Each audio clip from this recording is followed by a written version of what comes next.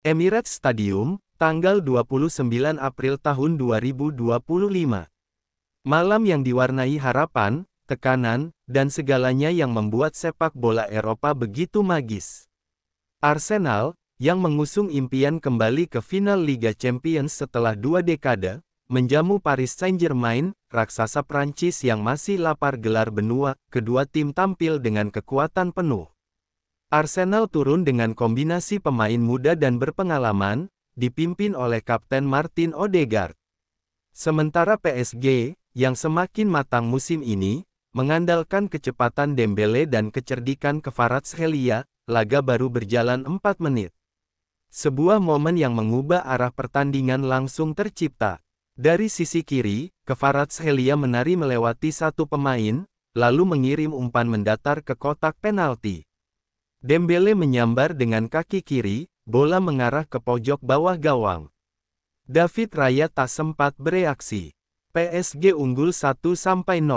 Gol cepat itu mengubah dinamika pertandingan. Arsenal terlihat grogi di menit-menit awal, namun perlahan bangkit.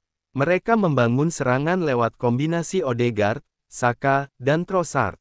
Tapi PSG bertahan disiplin, dengan Donnarumma tampil luar biasa di bawah mistar. Setelah gol cepat Dembele, Arsenal mencoba menyesuaikan diri. Arteta tetap tenang di pinggir lapangan, menginstruksikan anak asuhnya untuk tidak panik. Ia tahu pertandingan ini bukan soal start, tapi soal konsistensi dan keberanian dalam tekanan. Arsenal mulai menemukan ritme. Odegaard bergerak lebih dalam, berperan sebagai pengatur aliran bola, sementara Declan Rice menjaga keseimbangan lini tengah. Tapi setiap kali bola masuk ke sepertiga akhir, PSG segera menutup ruang.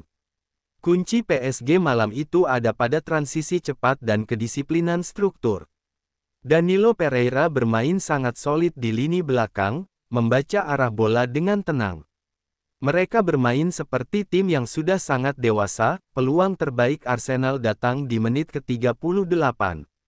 Sebuah umpan lambung dari Odegaard jatuh di kaki Martinelli. Pemain Brasil itu melepaskan tembakan keras mendatar, tapi Donnarumma, kiper berpostur raksasa, terbang menyelamatkan gawang PSG. Beberapa menit kemudian, sepakan voli Trossard hanya melebar tipis di sisi kiri. Emirates menahan napas. Gol terasa dekat, tapi tak kunjung hadir.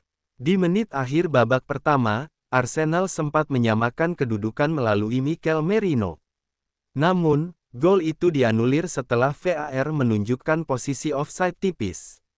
Keputusan yang membuat Emirates bergemuruh, bukan karena selebrasi, tapi kekecewaan. Babak kedua dimulai dengan intensitas lebih tinggi. Memasuki babak kedua, Arteta mengubah pendekatan. Arsenal bermain lebih langsung. Serangan dari sayap menjadi senjata utama. PSG tetap tenang. Mereka menunggu Arsenal kehilangan bola, lalu melepaskan serangan balik mematikan. Luis Enrique terlihat puas di pinggir lapangan. PSG bermain sesuai rencana, mencetak gol, lalu mengunci permainan. Meski tak menciptakan banyak peluang di babak kedua, mereka sukses mematikan momentum Arsenal. Arsenal terus menekan. Declan Rice menjadi jangkar sekaligus pengatur ritme. Martinelli mendapat peluang emas, namun Donnarumma kembali jadi tembok tak tertembus. PSG lebih banyak menunggu dan memanfaatkan serangan balik. Mereka tak lagi agresif, tapi sangat efisien. Waktu terus berjalan. Frustrasi mulai terlihat di wajah para pemain Arsenal. Peluit panjang berbunyi. Skor akhir, Arsenal 0, PSG 1. Sepanjang laga, Arsenal mencatatkan 13 tembakan, tapi hanya 3 yang mengarah ke gawang. PSG, meski hanya menciptakan 5 tembakan, berhasil memaksimalkan 1 di antaranya. Dari segi penguasaan bola, Arsenal unggul 61%. Tapi PSG unggul di efisiensi. Mereka tidak bermain untuk mendominasi, tapi untuk memenangkan. Hasil yang membuat langkah PSG menuju final sedikit lebih ringan, tapi leg kedua di Paris masih menyisakan segalanya. Bagi Arsenal, ini belum berakhir. Masih ada 90 menit di Parc des Princes. Masih ada ruang untuk keajaiban. Tapi mereka tahu, tak boleh ada kesalahan lagi, ini bukan hanya tentang taktik atau teknik. Ini tentang siapa yang lebih siap dalam tekanan. Siapa yang benar-benar ingin menjadi juara Eropa, kekalahan ini bukan akhir bagi Arsenal. Tapi mereka akan datang ke Paris dengan beban. PSG punya keunggulan agregat dan akan bermain di hadapan puluhan ribu pendukung fanatik mereka. Tapi sejarah sepak bola dipenuhi keajaiban, dan Arsenal tahu itu, di balik kekalahan, tersimpan pelajaran.